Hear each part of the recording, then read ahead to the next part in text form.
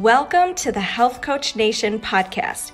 My name is Hailey Rowe. I'm a sales and marketing coach and strategist for health coaches, life coaches, and wellness professionals who want to become a leader in their field by building their online community, rocking their sales process, and finally feeling confident about how they promote themselves and their marketing.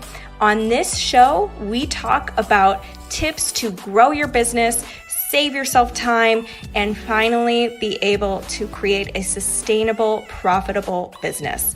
Let's get into it. I got a free class for you. It's my free fast track plan to your next 10K clients and how to stand out. If you've been struggling with what to focus on in your coaching business to attract clients to you, go to haileyrowe.com/fast for the free class. Hey, I'm live. Today we have a special guest joining to talk with us about how to manage your sales objections without being pushy. So for those of you who are trying to market yourselves online, and you even in your marketing, you want to address things like, building up the value of your program and getting those objections out of the way kind of in your content in addition to on your discovery calls, so that hopefully if you do this in your marketing, these objections will come up less in your actual discovery calls, then today's call is going to be for you. So we're going to bring on a special guest named Dale. He's a sales trainer, and we are going to talk about it. So if you want to share in the comments what your biggest objection you receive is in your business, I would love to see it so that we can talk about how to address it. And I am going to invite our guest to join us. Here we go. Here he is. Hey, Dale. So what you can do is request to join, and I'll bring you on. Hey, how are you? Hey, morning. Doing well. How are you? I'm doing well. Welcome. Yeah, thanks for having me. Yeah. All right. So let's dig in. So first, just tell me a little bit about what got you into sales and what you do, and we'll go into talking about objections. Absolutely. So what got me into sales, I kind of got into the career by chance. I went to a semester of college and I don't want to keep spending money on undergrad credits if I don't know what I want to do. So I left thinking I'd go back. And long story short, I happened to get recruited by vice president of the Xerox market out here in Hawaii. And I was 19, about to turn 20 years old, and never looked back from there. So it's just been, I fell in love with the selling profession, providing solutions to people and businesses. And now it's been, 17 years, and it's just been a great experience. Love the challenge of it. I love meeting people. I love seeing the impact of the solutions that we that I've offered and sold to folks, and what that's meant for their businesses. So, yeah. Awesome. Yeah.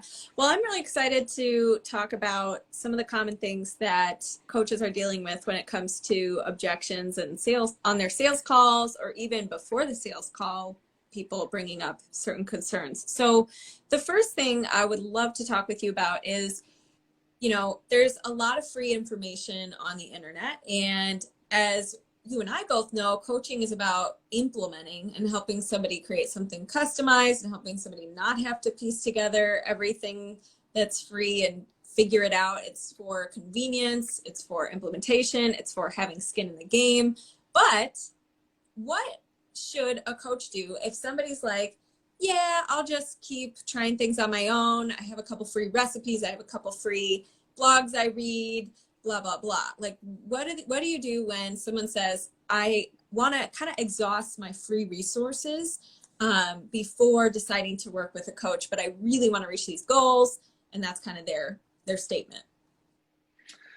Yeah, that's it comes up definitely from time to time. So to sort of level set, any kind of objection handling really needs to start from a place of clarity. So meaning when you hear an objection, whether it's, hey, there are all these free resources out there, as this example, you always want to take a moment, just pause, hear them out, and then ask them to kind of expand on that. So if somebody were to say that to me, hey, I want to kind of exhaust these free things I've done and see if I can kind of figure it out from there before I invest in coaching, I'll ask them to clarify. Say, okay, Hailey, thanks for sharing that with me, demonstrating some empathy. When you mentioned these free resources, tell me more about that. Exactly what are they, and how do you plan to implement them? And then from there, with objection handling, what you'll notice is the conversation starts to flow organically. That's typically in this situation where you start to hear, well, I have these resources, but good question about how do I plan to implement? I guess I was just planning to read them. And then you kind of dig into that. Okay, well, I mean, it's not a new thing that free information exists or low cost information exists, right? You go on Amazon.com, there are a bunch of books you can buy. But you've said you've been challenged with this for X amount of time now. Like, why do you think that, that free information hasn't helped to this point? And you're just really trying to take them down this path of understanding what it is. The other thing too is that in trying to clarify, sometimes what they say at first isn't really what their concern or their objection is. And so by asking that clarity question, you may find that your interpretation of it might be different. So maybe if I try to come up with an example, tell me about these free resources and how do you plan to implement them? They say, I just know that they're free. I haven't really identified those resources yet. Oh, okay. So now it's very different from what they might have initially said. And that's a totally different line of questioning, right? To overcome that. So that's ultimately how I think objection handling really should start, because the variations in how you're going to overcome will be dictated by what's the clarity that you've uncovered and received. What I usually tell people in my coaching, and especially when we're talking about objection handling, is that objection handling should be like sharpshooting, right? When you go to make that statement to try and overcome their objection, it needs to be super targeted to what exactly that real objection is. Most often, though, people who are not practiced in sales skills, they'll still do the shotgun method. Okay, let me throw 5 of these nice sounding bullet points out at you, and I'm hoping one of them sticks. And that's not really the way to do it. Yeah, I'm so glad you said that. So the way that I see sales is, it is kind of a partnership with somebody to see if your program is the solution for them. So when you're dictating and when you're just making up your bullet points that you read in a book somewhere about dealing with objections, it's not going to come across the same way as if you were actually coaching someone to be like asking them questions to learn about why they really have the challenge in the first place and why they're scared, or why, if it's a hesitation about, as you said, is it really the hesitation they're bringing up, or is there something deeper there? So really just holding that space and kind of reflecting back what you're hearing is what I heard from you. And then being curious about, well, what are the options? What's going to be different this time if you do continue to use those free resources? And what's the plan for that? So I like how, rather than accusing or kind of being like, well, you shouldn't use your free resources, you should do it this way, you're more like, okay, is that going to actually work this time? Let's explore it. Let's work together to see if, I don't even know, but let's find out, right? So regardless, I think a good salesperson is dedicated to helping someone find a solution, even if it's not their program, but leaving the call better than the person started, and leaving the call knowing that the person has, they've laid it all out on the table and the truth is out there and they know what they're going to go do next, that kind of thing. So when it comes to, like, I'm hearing kind of the general thing is empathize or reflect back kind of what you're hearing, be curious and ask a question. Don't just dictate what you feel like saying because you memorized it from something.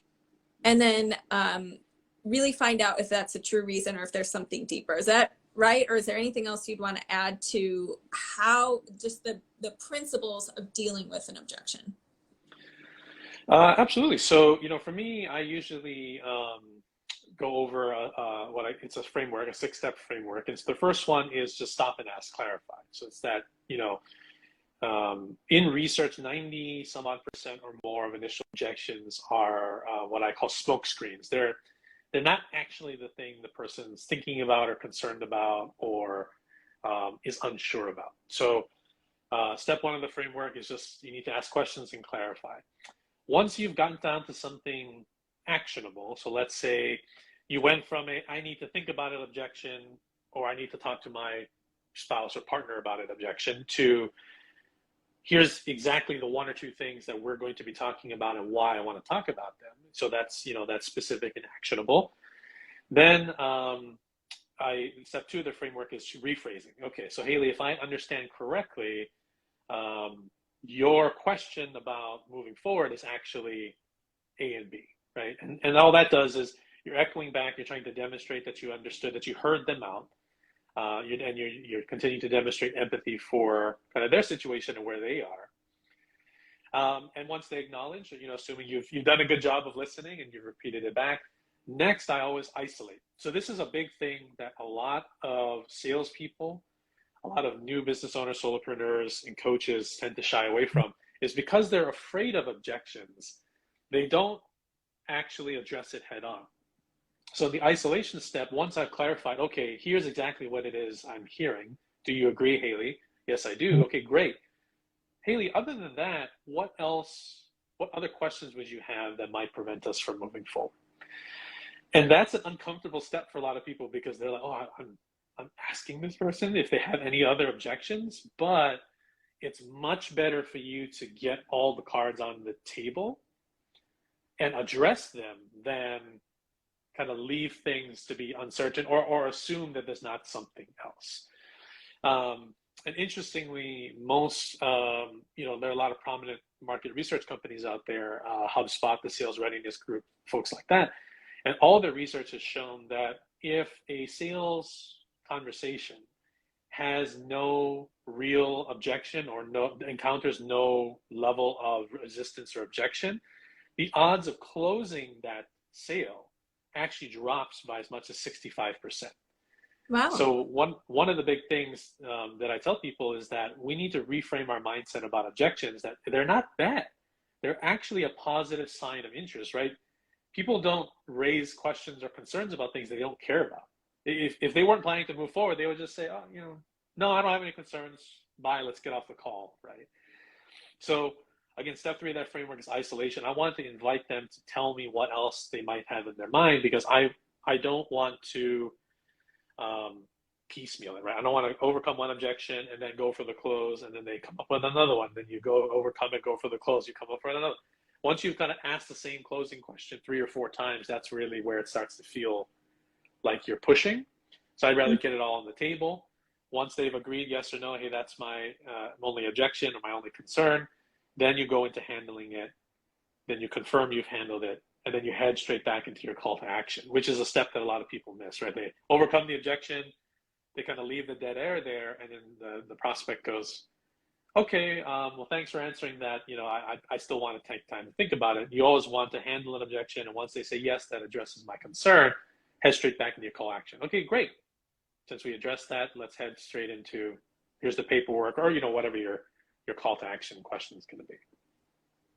Nice. Really well said. I love that 6 steps. And one of the things that I notice is a lot of times I had a client who was afraid of sales because she didn't want to come across as pushy. And when she started to adapt her mindset to seeing it as really coaching someone to a solution, and she got some practice in, I think there's good, just like you gave a structure right now to handle objections, I think starting off to make coaches feel more comfortable on their discovery calls, it is good to have a little bit of a structure or an outline to fall back on. And then of course, as you get more experience, you can, kind of have nuances. But I think a common mistake is because they're afraid of being salesy or pushy, they try to skip over or avoid the objections altogether. And you want them to come out earlier in the call rather than later. You don't want to wait the whole call, get to the end, get to the sales pitch, blah, blah, blah, and then find out somebody has financial challenges or whatever it is. So how does somebody start to bring up the objections or ask the right questions to start to pick up on what might be an objection later in the call so that they can kind of coach through it or help through it earlier? So two main things there would be you need to develop your what I call active listening skills. When people say things, we often reply, and it's usually not even conscious, but the way somebody replies to something, the words that they use often leave what I call breadcrumbs that if you're really paying attention and actually trying to understand versus just going through the motions of asking questions so you can get to the next thing you're trying to say, an amazing thing happens where you start to notice these breadcrumbs that people leave for you in their responses. So for example, I'm a sales coach. When I'm in a discovery call with somebody, I might ask them, tell me about your current, I might have asked them in the past, hey, have you worked with a sales coach or have you gone through any formal sales training before? And they'll say something like, oh, I worked with somebody in the past. It didn't really work out. Although their content was really great, I took maybe one or two things from there, but I'm still not where I want to be. So most people, a lot of kind of unseasoned or untrained folks will go, oh, okay, they weren't happy with their previous coach, so I need to say everything I can to make sure they're going to be happy with me. But really, the breadcrumbs in that kind of answer are the specifics. So I might follow up and say, okay, Hailey, thanks for sharing that. You mentioned you only took one or two things from the last coach you worked with. What were those two things, and why do you think they stuck with you? Right? And so I'm trying to now figure out, okay, what matters to them? And then on the flip side, it could be, okay, now that you've explained that to me, you mentioned that, it didn't really work out. What's like one or two specific reasons why you think that wasn't the case? So in the breadcrumb, you're trying to discover and unturn all these little things that people say, you can start to get their frame of perspective. And that starts to inform, as you gain more experience, you'll start to be able to discern, okay, with this kind of perspective, this is likely where like the objections may go. So you can perhaps start to layer in some, they call it diffusing the landmines. Like you start to layer in some conversation or some questions to sort of proactively address that. So that's kind of number one. Number two would be, as you're having your sales call, you want to do what are called pre-closing questions. So they're not, hey, do you want to buy? But it's, hey, do you agree with X, with X? And so, for example, if I've just gone through a line of questioning and somebody says, I don't do well in group coaching settings. I find that I really have to have more personalized attention. I will confirm that by asking a question like, okay, Hailey, so if I understand correctly, you would find the most value in an approach that gives you as much one-on-one attention as possible versus group coaching. Is that right? Yes. And so you kind of pre-close those types of things. In the pre-closing, if they say no, then number one, that helps inform you that you've misunderstood something. And misunderstanding is a big source of objections later on in the process. But number two, you can almost start the mini objection handle right there. Oh, okay, I apologize that I misunderstood. Tell me more. Can you expand on it? Tell me more. So objection handling is not, an event that happens. We just happen to get them most when we go ask for the close. But really, you can be listening for the breadcrumbs and the clues for it ahead of time, and you can proactively try to address them by doing these pre-closing type of questions. Nice. Yeah. Yeah. And helping the person on the other end communicate more clearly about what's important to them. And that helps you be a better service provider too. Because if in the past, oops, dropped my pen. If in the past, they struggled with X, Y, and Z, and this time, or they don't need help with A, B, C, well, then when you're going to get into your coaching pitch, you're not going to pitch them on, I'm going to help you solve A, B, C, because they said they don't need that. They said they don't want that. So, and if you're a one-on-one coach or you have a customizable program, you can do that because your program is customizable. So yeah. I think one of the other things, though, that happens is looking into options. So I want to talk about specifically somebody who says, Well, I'm looking into a couple programs. I'm looking into a couple options. I have a couple other consults booked, so I'm going to need to, let you know or whatever. What would you, now I know when I've, you know, been coached and all that kind of stuff, the thing that I hear is, well, you want to be the last call. You want to be the last person they talk to. But sometimes that's not always, you don't know until you're on the call that that's happening for them, that they're going to go look around. So what would you say, how do you manage that? How would you manage that in a conversational way, the way that you did, showed us an example?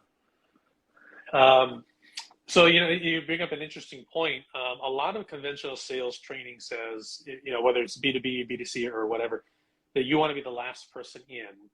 Interestingly, my experience has been the opposite, that being earlier on in the process is better because, again, if you're coming from a place of understanding and empathy, you can help this person realize things that help inform those future conversations. In the B2B world, we would call that you can influence the bid, like, of what's going to be, when they come out with their request for proposal, what's going to be the buying criteria and the important criteria in that request that comes out. And the more you can help shape that or influence that, actually, the more advantageous it might be. So if somebody is looking at a variety of different options, number one, I'm not a big believer in the, like, just try to close them no matter what anyway type of approach. I think that comes off very pushy, salesy. That's the exact opposite of like selling, with the idea that you're trying to help, right? If somebody believes that looking at options is helpful, I may want to dig into like why they feel like they need to, are they just doing it because they feel like they should? Or, kind of what was the motivation to book these additional calls? Because if they kind of tell you, oh, well, I just felt like I should talk to these people, then that's maybe a basis to say, okay, well, now that we've had a conversation, like, how are you feeling about what we've talked about, how we're connecting? And if they give you very strong, well, no, I this was fantastic, this actually exceeded my expectations, then you can maybe steer the conversation. So, okay, what would be the value in talking to other folks if you feel like I could, help you already, or whatever that might be. If they're very insistent still on, no, I really want to at least kind of have these other calls, the other consult calls, then it's okay. Tell me what is it that you're looking to get out of additional consultation calls that you might not have gotten here. So now you're trying to make sure that you're filling the gap. You're not leaving it the chance that somebody else is going to say something that maybe you offer that you help with, but you just didn't kind of turn that stone over, right? So, hey, what would you be hoping to get from other conversations that we might have missed? So you're trying to address any potential gaps. What you also want to do is, if you have a good, strong understanding of your USP, your unique selling point, what makes you stand out from other service providers, you may also want to start asking questions that help reinforce that, right? So those pre-closing questions can help, right? Because if for example, they say, hey, I'm going to talk to these two people, and you're aware, well, those two offer more group style programs, but you're more of like a custom tailored one-on-one type of solution, you want to start influencing that line of thought, right? So, okay, so just to sum up our conversation, Hailey, I understand you have other calls, but what's really important to you throughout our call so far is, you said that you are really looking for like a tailored one-on-one situation. Did I get that right? Yes. Okay, great. And so you're starting to maybe reinforce what your USP or your uniqueness is versus some of the other calls they might get on through those pre-closing type of conversations. What's interesting, or one thing that I always encourage people to do is, selling should never be why somebody should be afraid of doing business with somebody else. It's why they should do business with you. What are the advantages of doing business with you? And so one thing that I've done for people especially in the B2B world, and it can certainly apply for coaches as well, is, can you help them with some kind of decision-making framework? So let's say you're on this call, they're very firm in that they're going to speak to other coaches. Okay, great. Hailey, tell me, have you gone through this kind of buying process before, this kind of decision-making process before. Most people will say, no, this is the first time I'm looking at these kind of services. Okay.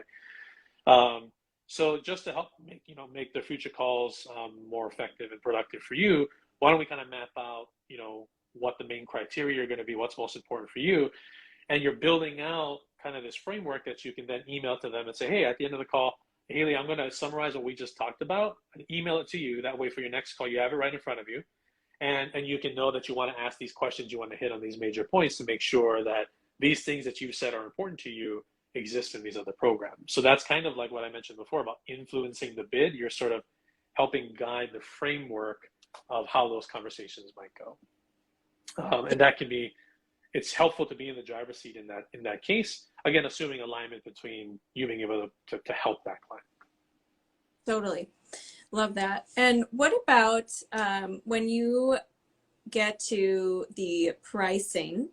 This is, I'm sure people are going to ask this. What do you do about people who are like, oh no, it's too expensive, or the economy, or etc. Now, I know for me, we, in my program, we always talk about how, going back to your point about getting to the real reasons, sometimes it's truly finances, other times it's actually they don't see the value in the product, or they don't trust you, or they don't trust themselves to follow through on the product, or whatever it is. So how do you manage that one? Yeah, so going through the framework, so somebody says, oh, it's too expensive right now. Hey, Hailey, I understand finances are always something to consider, but tell me, when you say too expensive, how do you mean? Like, or, you want to clarify what that means, because I've had situations where too expensive meant I can't put all 5,000 up front. Mm-hmm. Oh, okay. Well, maybe I could offer them, right? You're thinking in your mind, okay, well, I could alleviate that with a payment plan. Or too expensive is, like you said, it's a gap of value, right? So, oh, well, I'm sure 5,000 or, whatever your pricing is worth it for most of your clients. I'm just not sure that it's going to be worth it for me. Oh, okay. So it's less about price, but more about a gap in perception value. So it's always kind of asking those clarifying questions.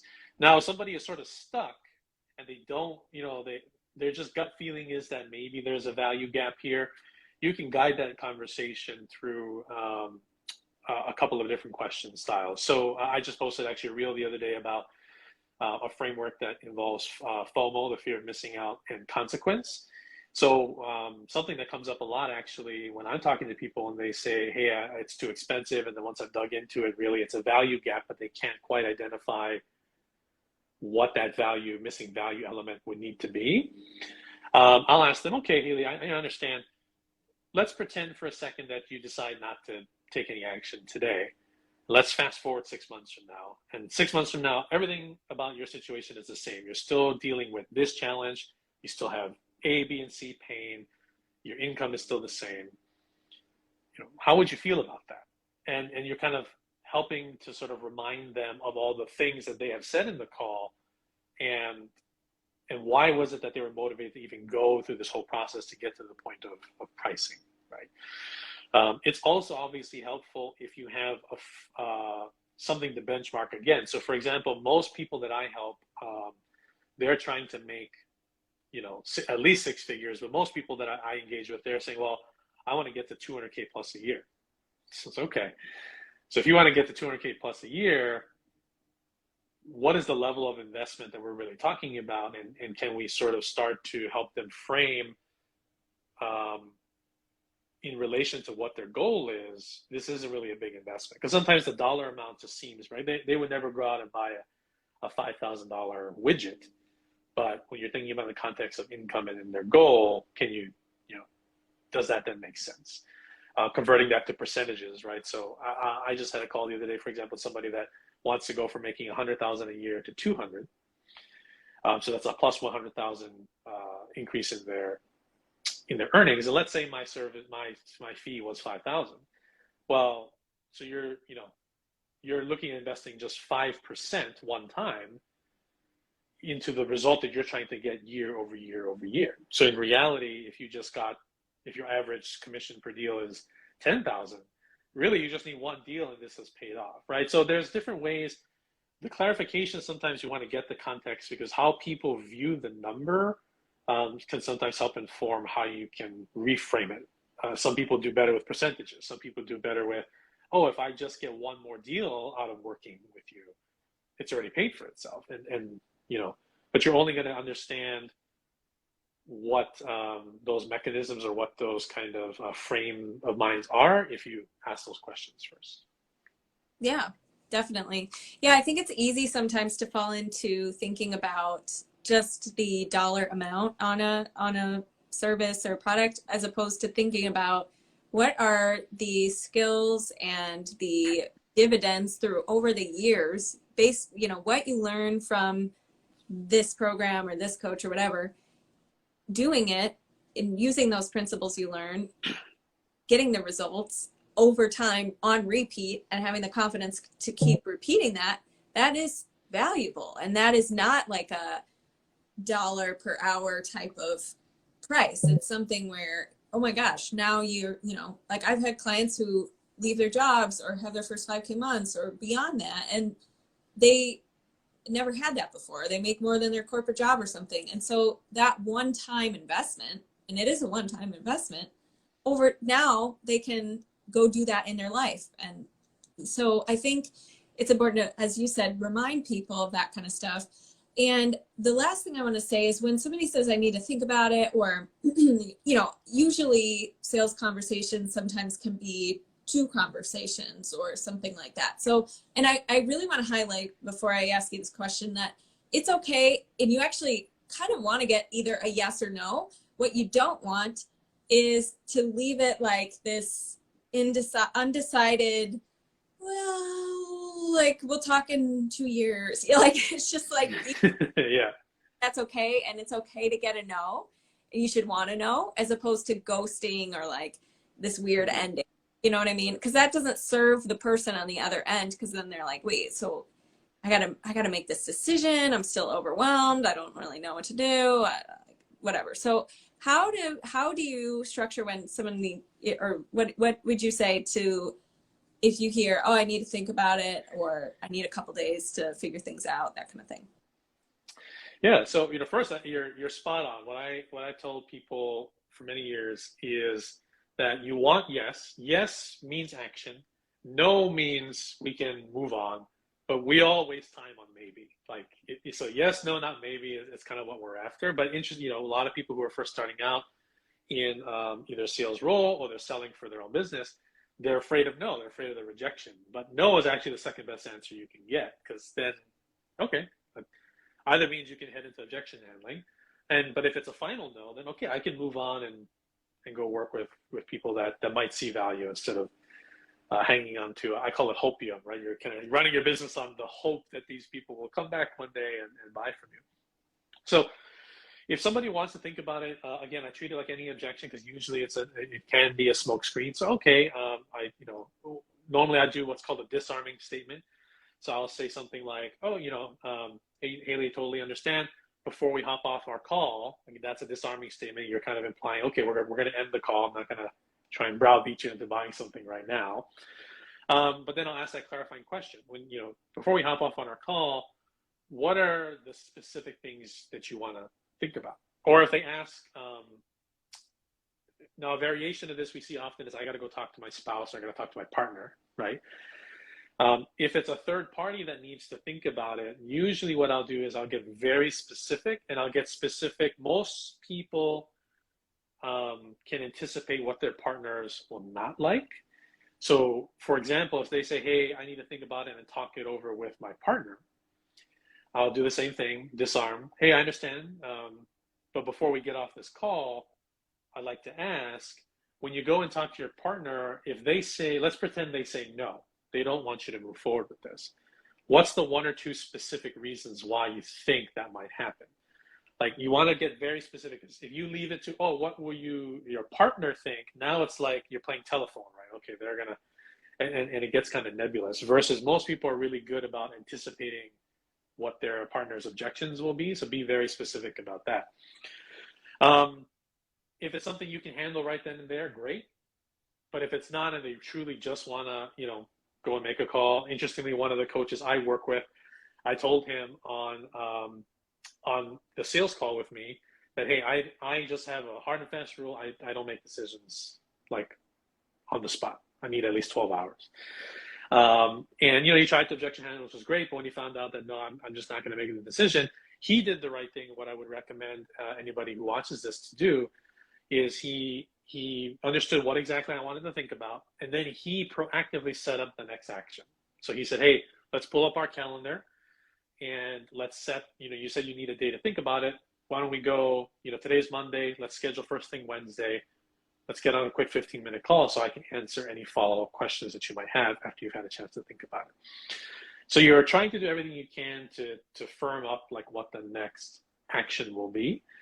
And even that can even be your clarifying question. Say, hey, understand, Hailey, you need to go think about it.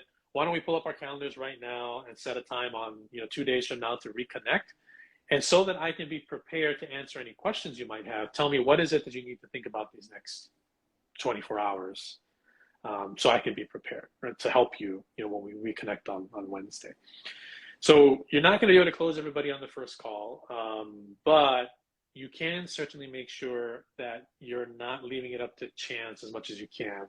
You're proactively setting that next step. And then between those two calls, what are you doing to kind of make sure it stays warm? Meaning, do you just, you know, even if you set that call, are you just letting that all be dead time before you talk again? Or are you sending a follow-up email with a quick couple bullets summarizing, hey, here's what we talked about, here's the value you said that you could see getting, right? And here's a couple testimonials, whatever it is, you know, you want to make sure that you also kind of keep that warm or engaged, even if it's just a 48-hour gap between when you're speaking and when you're having another call. Yeah, absolutely. And no matter what, this is a relationship. So you know, if somebody is not ready to work with you or it wasn't the right fit or whatever, you never want to just think it's, oh, you know, you never want to make it mean something about you. And you also want to keep the relationship, like, and that's how you expand your network, and that's how you guys can maybe help each other in the future with referrals or something like that. So I think it's important to remember that if you're somebody who gets really attached to the sale, what would you say to somebody who does find themselves getting really attached to the sale, really fearful of being pushy, really like wants a yes, but you know, just like kind of that too much attachment, making it mean something? What would you say to that? So sales is like the game of baseball. The greatest baseball players do not hit at every single at-bat. Actually, really great baseball players hit about 1/3 of the time, right? So sales is very similar. It's not about closing every single deal. It's not about getting a yes to every meeting request. It's not about batting 1,000. It's about getting as much as you can, but really, statistically speaking, across the United States, well, 1 in 3, you're doing really well, actually. So, number one, don't put so much pressure on yourself to get a yes at every interaction. Every no is one no closer to yes, right? If you're diligent about attracting new potential clients, about building your pipeline, about getting your branding and messaging out there. Which leads me to point 2, is that the easiest way to not be so attached to the outcome of one particular deal is if you have a pipeline of opportunity. If you have freedom to detach yourself from, I really need this one deal because it's the only one I have in my pipeline, you're going to start feeling like you need to be pushier or harder on that deal, which is actually not ideal for your client either, right? Versus if you have 10 opportunities, just the law of averages say you'll probably close 2 or 3 of those 10. And so when you start to detach yourself from the outcome of just getting a sale versus having conversations to build relationships and help people understand how you can help them. So taking the pressure off yourself also helps to alleviate pressure off the sale. I think another thing, to think about in terms of trying to avoid this idea of like sales breath, right? You're so desperate to you really want to close this deal. Is exactly what you said. A no today done right and relationship established actually oftentimes means a yes later. It's just no right now. And you see this a lot with any kind of people that work like a particular account list or a specific like named list of prospects. It's not about the no today. It's what are you're adding. I think of it like the analogy of a bank. It's a relationship bank, right? Sometimes you can't go to a bank and just say, hey, give me money. I want to withdraw. Sometimes, normally what you have to do is you have to put deposits into the bank so that one day you can make that withdrawal. So start to shift your mindset around. No isn't mean no forever. No is just another deposit into that relationship bank that one day you likely can withdraw. You just need to sort of give yourself more options so you're not hung on the one deal, and just understand that these things take time. It's a game of baseball. You don't have to hit every time you're at the plate. You're aiming for 1 out of 3 and you're doing really well. Nice. Yeah. Awesome. This was so great. So I just want to recap a couple things. Number one, when you were talking about how you should, if somebody's looking around at their options and is trying to figure out their criteria for what they're looking for, I actually made a decision evaluation guide, and it's questions. It's not anything like you should do this, like here's my advice, here's what you should do. It's open-ended questions to help somebody come to a decision. And sometimes I'll use that if somebody is really indecisive and maybe wants to reflect in between now and our next call and that kind of thing. So if anybody wants to check out the decision eval guide, you can comment decision eval under this video. And if you're listening to this replay, I guess you'll have to contact me on Instagram or something via DM and just remind me, because I say a lot of things and I got to remember which freebie I offered. So that's the thing. Just contact me if you want that. And then the other thing is, you mentioned if you only have one conversation a month with a potential client, of course it's going to feel heavy because that's your only opportunity, right? So giving yourself more opportunities and more leads and more relationships that you're building is something that I'm going to actually be helping with on Thursday night this week on my Business Boost coaching intensive. So if you're looking to get your next 3 to 5 clients, you're looking to get more leads in the door and you want a custom plan to be able to do that, go ahead and DM me or comment that you want to come to the Business Boost this Thursday night, and that will be recorded and you can get coached and all that kind of stuff. Now, Dale, where can everybody connect with you, find you, and learn more about your sales tips? This was so awesome, and I appreciate all the value you brought today. Oh, happy to do it. So I'm obviously on Instagram. I'm on every major social platform: Instagram, TikTok, LinkedIn. You can find me, at all those Sales with Dale, same username. And if, I also have a sales community where people can come together. It's a low investment per month. I do live trainings every single week on a specific area of sales. For example, we just did a call yesterday on having a growth mindset and what that can mean for you and your business. Next week, we're doing handling objections, a deeper dive into that. So you can find me there too. We post a lot of content and I share a lot there as well. Awesome. And you can hit my link in my bio can take you there. Perfect. Thank you so much. All right. Thanks. Have a great day. You too. Bye-bye.